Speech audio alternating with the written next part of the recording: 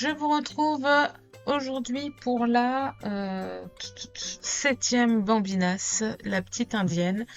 Donc vous voyez, je repars avec mes gants de Saitami.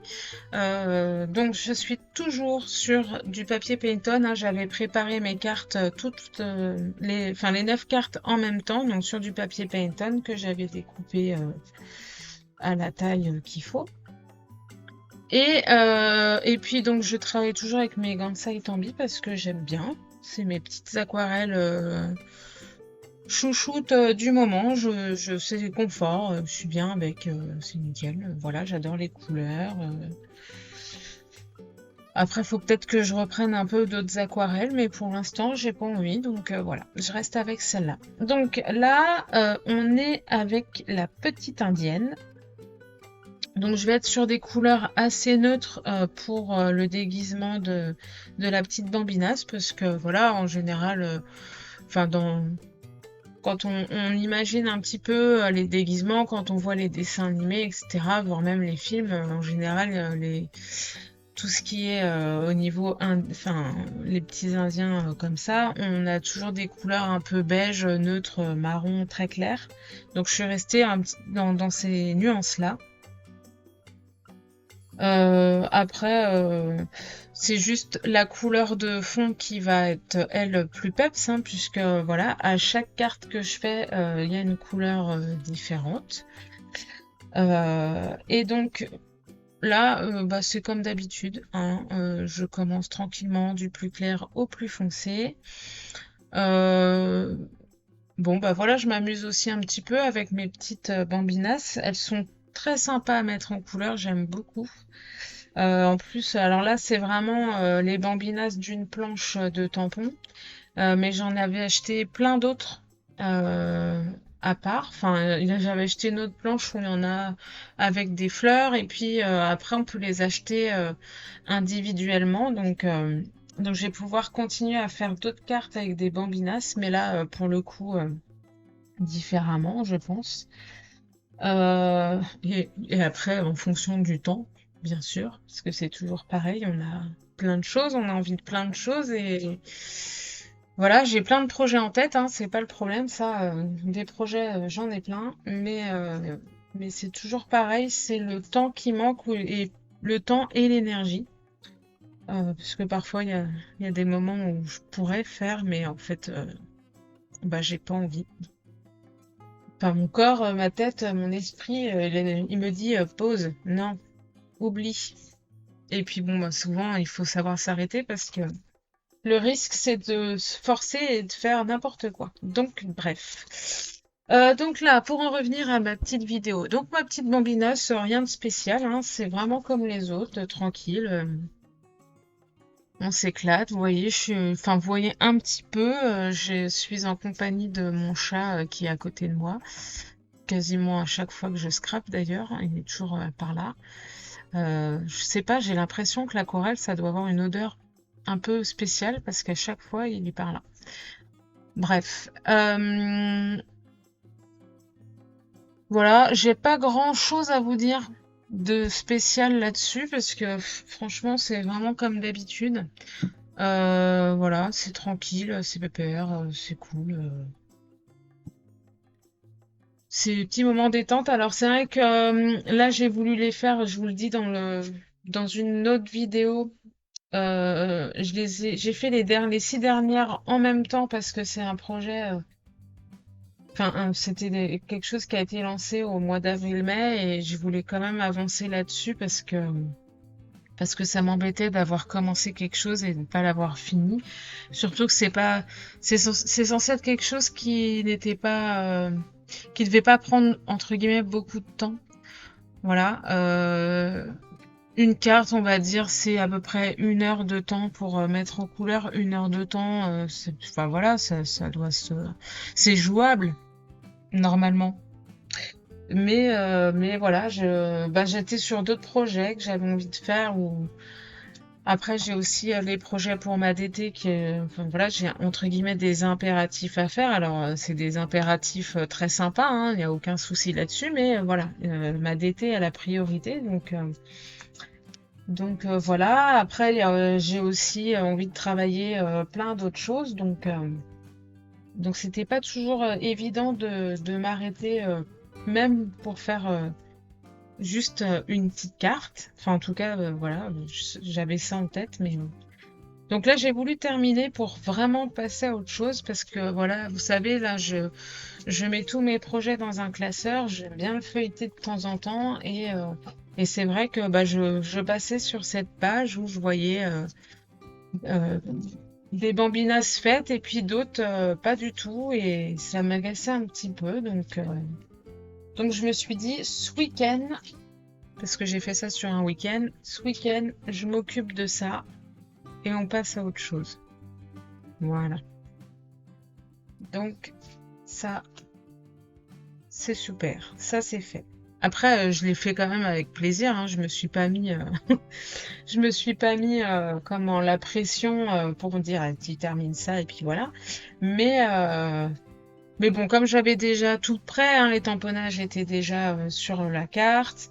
J'avais l'idée de la globalité du rendu aussi, donc voilà, j'avais vraiment plus qu'à en fait. Hein, et je suis contente de l'avoir fait, donc voilà. Alors vous voyez, bon bah je reste vraiment dans des teintes neutres. Alors ce qui est plutôt pas mal parce que là on va être sur une couleur de fond qui est quand même très peps. Et le fait que mon personnage soit dans des teintes neutres, et ben c'est très très bien. Enfin du coup ça fait pas tache, ça fait pas ça passe nickel quoi. Donc vous allez voir quand je vais travailler le fond. Qu'est-ce que je fais? Ok. Donc là j'ai dû sécher pour pouvoir passer un petit peu. Donc vous voyez, je refais des couches et des couches d'aquarelle pour comment accentuer là où ça s'est éclairci. Et donc là maintenant je vais passer au fond. Et alors pour cette carte, je vais utiliser du rouge. Donc c'est bien, ça pète bien le rouge. Moi j'adore le rouge, donc ça me va très bien. Mais vous voyez, avec les teintes neutres du déguisement de la petite bambinasse, les cheveux noirs aussi, et ben du coup, ça va super bien passer. Parce qu'on peut pas forcément, voilà, mettre du rouge avec toutes les couleurs. Enfin, ça peut être parfois un peu too much. Et puis bon, moi j'adore le rouge, hein, c'est pas un problème. Enfin voilà, c'est une couleur que j'aime vraiment beaucoup, mais par contre, je sais que ça peut être une couleur un peu agressive aussi, hein, et je sais qu'il faut savoir l'utiliser à petite dose. Trop de rouge, parfois, ça peut vraiment avoir un côté un peu négatif, un peu néfaste, un peu oppressant.